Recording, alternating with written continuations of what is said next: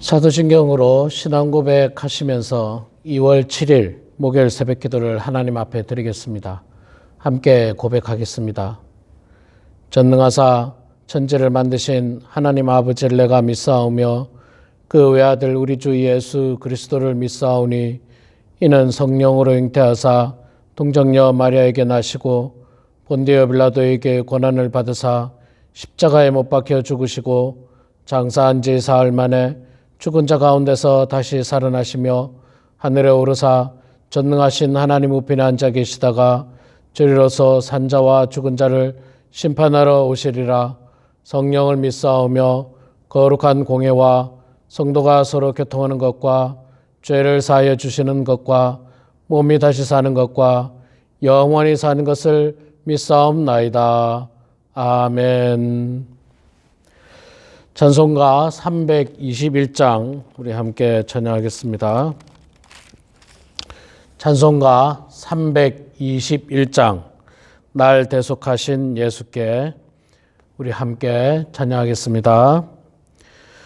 날 대속하신 예수께 내 생명 모두 드리니 늘 진실하게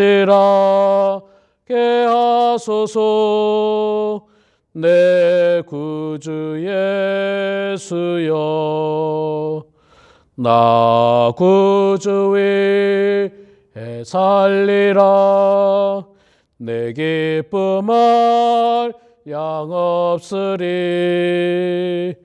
내 갈 길인 또 하소서. 내 구주 예수여 날 구원하신 예수를 일평생을 지하오니 날 영접하여 주소서. 내 구주 예수여 나 구주 위에 살리라. 내 기쁨할 양 없으리. 내 갈 길인 또 하소서. 내 구주 예수여 주 십자가에 달리사 날 자유하게 했으니 내 몸과 마음을 주 위에 다스게 하소서. 나 구주 위에 살리라. 내 기쁨할 양 없으리. 내 갈 길인 또 하소서. 내 구주 예수여 아멘. 아멘. 하나님의 말씀은 사무엘하 15장 말씀 보도록 하겠습니다. 사무엘하 15장 1절부터 18절까지 말씀 보겠습니다. 구약성경 486페이지 사무엘하 15장 1절부터 18절까지 말씀 볼 때에 여러분 가정에서도 저와 같이 성경을 찾으셔서 같이 봉독하도록 하겠습니다. 그 후에 압살롬이 자기를 위하여 병거와 말들을 준비하고 호위병 50명을 그 앞에 세우니라. 압살롬이 일찍이 일어나 성문 길 곁에 서서 어떤 사람이든지 송사가 있어 왕에게 재판하러 청하러 올 때에 그 사람을 불러 이르되 너는 어느 성읍 사람이냐 하니 그 사람의 대답이 종은 이스라엘 아무 지파에 속하였나이다 하면 압살롬이 그에게 이르기를 보라 내 일이 옳고 바르다마는 내 송사를 들을 사람을 왕께서 세우지 아니하셨다 하고, 또 압살롬이 이르기를 내가 이 땅에서 재판관이 되고 누구든지 송사나 재판할 일이 있어 내게로 오는 자에게 내가 정의 베풀기를 원하노라 하고, 사람이 가까이 와서 그에게 절하려 하면 압살롬이 손을 펴서 그 사람을 붙들고 그에게 입을 맞추니, 이스라엘 무리 중에 왕께 재판을 청하러 오는 자들마다 압살롬의 행함이 이와 같아서 이스라엘 사람의 마음을 압살롬이 훔치느라. 4년 만에 압살롬이 왕께 아뢰되 내가 여호와께서 원한 것이 있사오니 청하건대 내가 헤브론에 가서 그 서원을 이루게 하소서. 당신의 종이 아람 그술에 있을 때에 서원하기를 만일 여호와께서 반드시 나를 예루살렘으로 돌아가게 하시면 내가 여호와를 섬기리이다 하였나이다. 왕이 그에게 이르되 평안히 가라 하니 그가 일어나 헤브론으로 가니라. 이에 압살롬이 정탐을 이스라엘 모든 지파 가운데 두루 보내 이르기를 너희는 나팔 소리를 듣거든 곧 말하기를 압살롬이 헤브론에서 왕이 되었다 하라 하니라. 계속해서 11절 읽습니다. 그때 청함을 받은 200명이 압살롬과 함께 예루살렘에서부터 헤브론으로 내려갔으니 그들은 압살롬이 꾸민 그 모든 일을 알지 못하고 그저 따라가기만 한 사람들이라. 제사 드릴 때에 압살롬이 사람을 보내 다윗의 모사 길로 사람 아히도벨을 그의 성읍 길로에서 청하여 온지라. 반역하는 일이 커가매 압살롬에게로 돌아오는 백성이 많아지니라.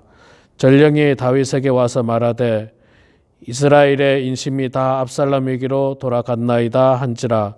다윗이 예루살렘에 함께 있는 그의 모든 신하들에게 이르되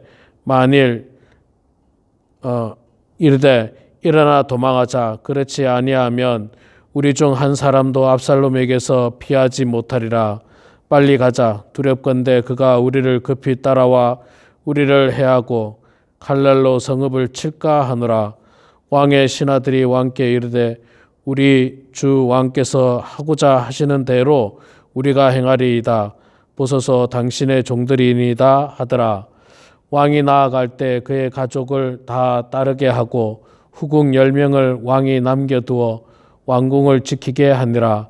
왕이 나감에 모든 백성이 다 따라서 벳메르학에 이르러 멈추었으니 그의 모든 신하들이 그의 곁으로 지나가고 모든 그렛 사람과 모든 블렛 사람과 및 왕을 따라 가드에서 온 모든 가드 사람 600명이 왕 앞으로 행진하니라. 아멘. 네, 여러분 오늘 6월 7일 목요일 아침에 또 이렇게 말씀과 기도로 또 찬송으로 하루를 시작하는 여러분들 가운데 하나님의 큰 복이 임하기를 소망합니다. 자, 오늘 사무엘하 15장 말씀 우리가 1절부터 18절까지 읽었는데 결국에는 압살롬이 아버지를 거역하고 반역하는 사건이 일어납니다. 반역하는 사건이 일어나기 직전에 압살롬이 뭐합니까? 반역을 준비하는 거죠. 자기를 위해서 호위병, 병거 50명을 그 앞에 세우고 힘을 과시하는 거죠. 움직일 때마다 50명의 말탄 호위병들을 데리고 움직입니다. 그러니 얼마나 사람들이 볼 때 두렵겠습니까? 두려움과 함께 또 압살롬은 백성들의 마음을 얻고자 그들의 어려운 문제들을 재판을 해줍니다. 정의롭게 재판을 해주고 또 평안을 베풀고 뭐 이런 일들을 쭉 몇 년 동안에 걸쳐서 합니다. 그러다 보니까 사람들이 압살롬에게 마음을 그러니까 압살롬이 인기가 많아지는 거죠. 사람들이 압살롬을 좋아하는 겁니다. 다윗 왕은 멀리 있는 것 같고 압살롬은 자기들 가까이 있는 것 같고 그리고 가까이서 자기를 잘 보살펴 주니까 뭐 압살롬에게 마음이 간 겁니다. 사실은 이런 것들을 조심해야 되는데 뭐 참 많은 사람들이 이런 거에 약한 경우가 많습니다. 뭐 우리가 다 아시다시피 옛날에 우리나라가 민주주의가 정착이 되기 전에는 국회의원 선거나 대통령 선거할 때 보면 뭐 비누도 한 장씩 주고 고무신도 하나 주고 와이셔츠도 주고 이렇게 막 뇌물 공세를 했죠. 이게 불법이지만 사실 여러분 냉정히 말하면 뇌물을 받고도 바른 사람을 찍으면 되는데 우리 사람의 정의라는 게 이 받으면 바른 사람을 찍는 게 아니라 나한테 준 사람한테 찍는 거예요. 지금 이스라엘 백성도 마찬가지지 않습니까? 다윗이 바로 하나님께서 기름 부어서 세운 왕입니다. 분명한 사실입니다. 그리고 다윗은 훌륭하게 왕의 직무를 감당했습니다. 그런데 지금 말하자면 다윗의 아들인 압살롬이 가까이 와서 사람들한테 뭐 아주 그냥 좋게 대하는 겁니다. 말하자면 뭐 비누도 주고 와이셔츠도 주고 뭐 고무신도 주고 막 이렇게 선심을 베푼 거예요. 선심. 그러다 보니까 이스라엘 백성들이 마음이 압살롬에게 갔던 겁니다. 자, 그리고 4년 만에 7절에 보니까 4년 만에 압살롬이 왕에게 이제 청을 해서 내가 과거에 하나님께 서원한 일이 있는데 헤브론으로 가게 해달라 그렇게 얘기합니다. 그래서 헤브론으로 이제 가게 되는데 헤브론에 가서 이제 압살롬이 사람들에게 소문을 내기를 압살롬이 헤브론의 왕이 되었다라고 소문을 내는 겁니다. 여러분 헤브론은 어떤 곳입니까? 다윗이 왕이 되기 전에 그러니까 예루살렘으로 와서 왕이 되기 전에 헤브론에서 7년 동안 왕으로 즉위하고 있을 때 지역이 바로 헤브론입니다. 그리고 이제 사울 왕이 죽고 모든 사울의 잔재 세력들이 이제 다 소멸되었을 때에 다윗이 예루살렘으로 가서 진정한 왕이 되는데 여러분 그때 만약에 다윗이 이 헤브론에 계속 남아 있었다면 헤브론 사람들은 좋아했을 겁니다. 헤브론이 수도가 되고 그런데 헤브론을 놔두고 예루살렘으로 갔잖아요. 그러면 헤브론 사람들 입장에서는 좀 섭섭할 겁니다. 아마도 압살롬은 이 섭섭한 헤브론 사람들의 마음을 이용한 것이 아닌가. 그래서 헤브론에 가서 내가 이제 이스라엘의 진정한 왕이다. 그렇게 선포를 해버립니다. 그리고 나서 드디어 압살롬이 군사를 일으켜서 다윗 왕궁으로 쳐들어갑니다. 여러분 정말 생각해보면 안타까운 일이죠. 다윗 왕궁의 왕이 누굽니까? 압살롬의 친아버지예요. 친아버지. 내 친아버지 다윗이 있습니다. 그리고 여러분 이 압살롬이 셋째 아들로 제가 기억하고 있는데 아버지 다윗이 만약에 죽으면 물론 뭐 우리가 잘 알고 있다시피 솔로몬이 그 들을 위해서 왕이 되지만 당시 솔로몬은 굉장히 나이가 작았거나 그런 상황입니다. 그리고 다윗이 만약에 죽는다면 사람들은 다 압살롬을 그 다음 왕으로 생각하고 있을 정도로 압살롬이 모든 면에서 뛰어났습니다. 14장의 말씀에 보면요. 14장 25절에 보면 이런 말씀이 있습니다. 온 이스라엘 가운데 압살롬같이 아름다움으로 크게 칭찬받는 자가 없었으니 그는 발바닥부터 정수리까지 흠이 없음이라. 그의 머리털이 무거움으로 연말마다 깎았으며 그의 머리털을 깎을 때 그것을 달아본 즉 그의 머리털이 왕의 저울로 200세겔이 되었더라. 이게 압살롬이 그냥 다른 왕자들에 비해서 압도적으로 사람들의 칭송을 받고 있었습니다. 그러니까 다윗이 죽으면 어쩌면 압살롬에게 자연스럽게 왕의 자리가 올 텐데 그러나 압살롬은 기다리지 못했죠. 자신의 힘을 길러서 아버지가 있는 왕궁으로 쳐들어갑니다. 그리고 그 왕궁에 있는 결국에는 아버지를 몰아내고 그 세력들을 몰아내고 자기가 왕이 되겠다라고 하는 뜻이죠. 자, 그 소식을 들은 다윗은 14절 말씀에 보면 모든 신하들에게 이르기를 도망가자 그렇게 얘기합니다. 도망가자.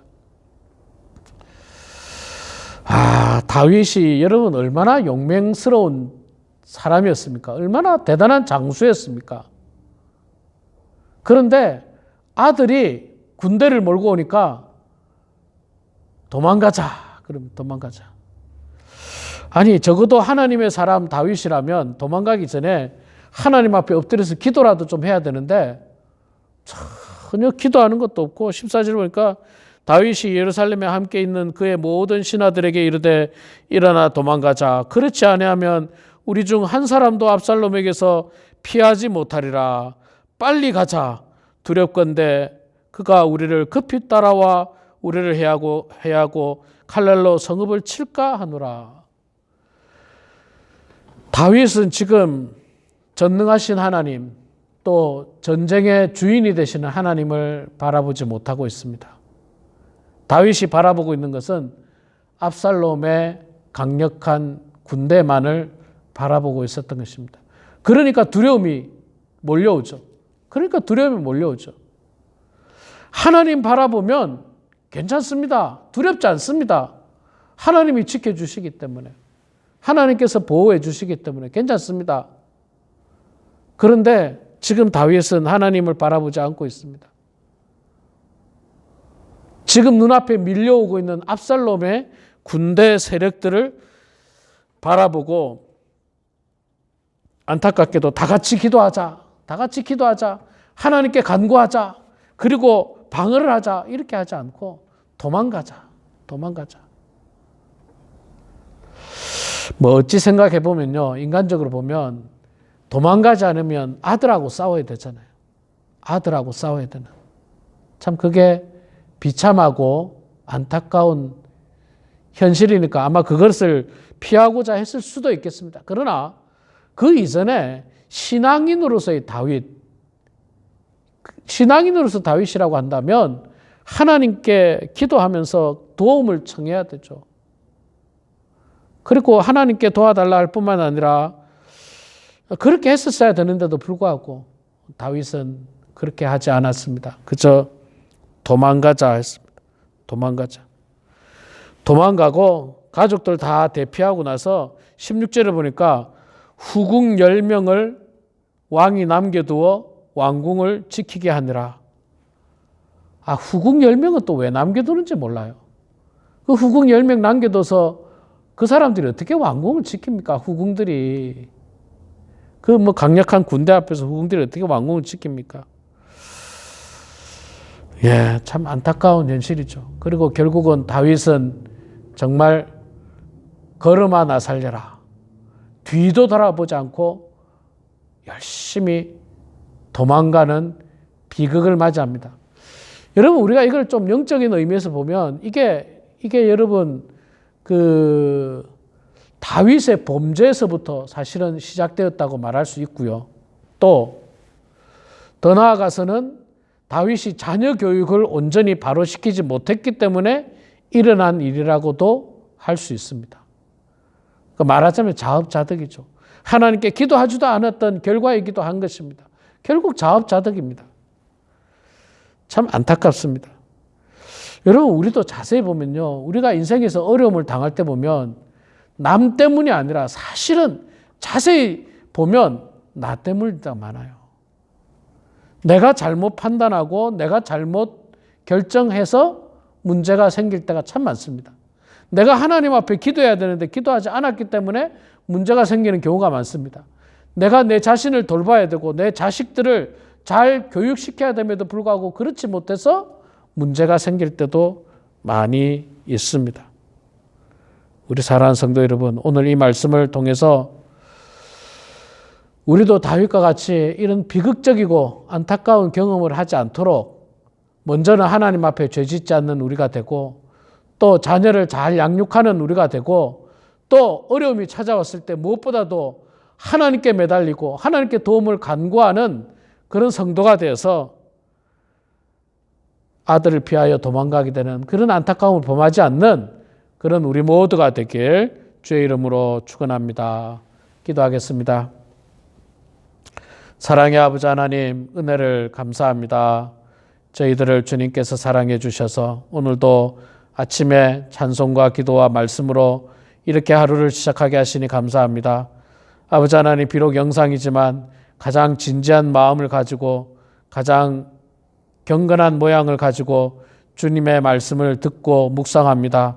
또 이 시간 묵상 후에 기도합니다. 우리의 기도 가운데 주님 역사하여 주시고 기도를 통해서 우리가 모든 두려움을 떨쳐내고 위기를 극복하는 저희들 될 수 있도록 하나님 아버지 도와주시옵소서. 아버지 하나님, 우리가 살아가는 이 세상은 정말 광야 같은 세상입니다. 진흙밭과 같은 세상입니다. 전쟁과도 같은 세상입니다. 이 어려운 세상 가운데서 저희들 사람을 바라보지 않도록 도와주시고 오직 하나님 바라보면서 하나님 의지하면서 하나님 붙들면서 나아가는 저희들 다 될 수 있도록 하나님 도와주시고 오직 주님만을 의지하는 저희들 다 될 수 있도록 하나님 도와주시옵소서. 우리 교회 환우들 주님 불쌍히 여겨주시고 아버지 하나님의 은혜 가운데 속히 건강을 되찾을 수 있도록 하나님 아버지 도와주시옵소서. 아버지 하나님 건강한 모습으로 거룩한 주일날 우리가 다시 만나게 하여 주시고 하나님께 영광 올려드리게 하여 주시옵소서.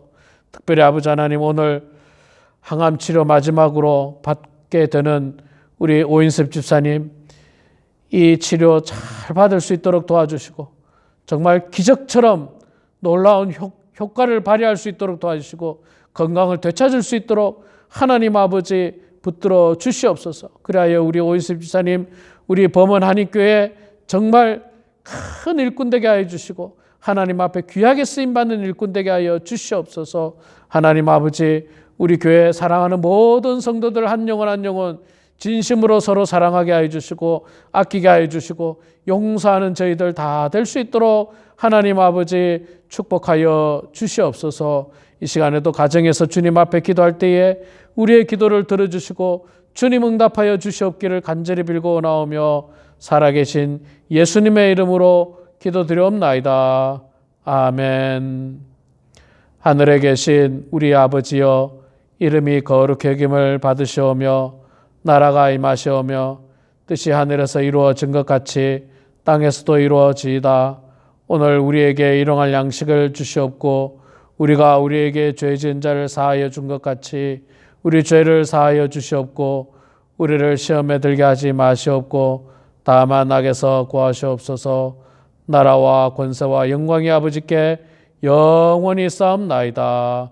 아멘. 예, 가정에서 꼭 우리 교회를 위해서 기도해 주시고요. 성도들을 위해서 기도하고 또 여러분들의 자녀 손들을 위해서 기도하는 우리 모두가 되기를 소망합니다.